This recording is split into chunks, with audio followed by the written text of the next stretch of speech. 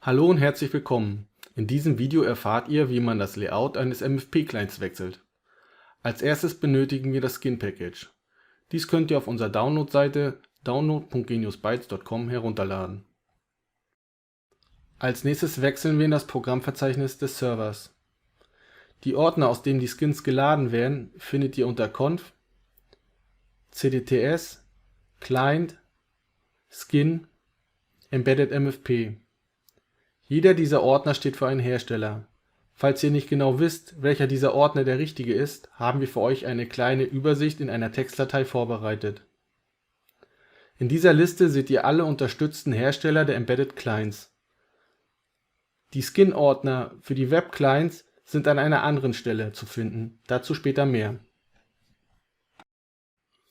Wenn ihr jetzt in den Ordner eures MFP-Herstellers wechselt, findet ihr weitere Unterordner. Diese stehen für die Auflösung des Gerätedisplays oder für einen bestimmten Gerätetyp.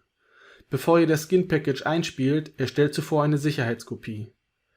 Anschließend könnt ihr die Unterordner mit den Ordnern aus dem Skin-Package ersetzen.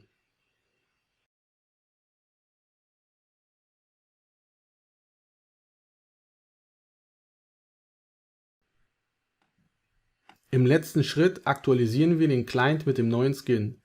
Hierzu wechselt ihr in das Webinterface des Embedded Client. Die URL ist abhängig vom Hersteller. Infos hierzu findet ihr im Handbuch des Client. Solltet ihr die Anmeldedaten des Clients noch nicht verändert haben, lautet Benutzername und Passwort bei fast allen Clients Admin. Je nach Client-Version findet ihr auf dem Interface einen Link oder einen Button mit der Beschriftung Update Skin from Surfer. Dieser löst den Update-Vorgang aus. Wichtig: Bei diesem Vorgang sollte kein Benutzer am Gerät angemeldet sein.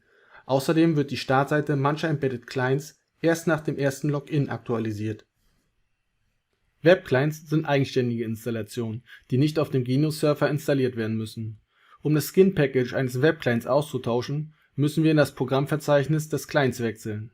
Die Ordner für die Skins findet ihr unter Conf, deren Unterordner und im Verzeichnis Skin. Hier findet ihr wie beim Embedded Client die Ordner mit der Bildschirmauflösung der MFPs oder der Gerätetypen. Erstellt auch hier eine Sicherheitskopie, bevor ihr den Ordner austauscht.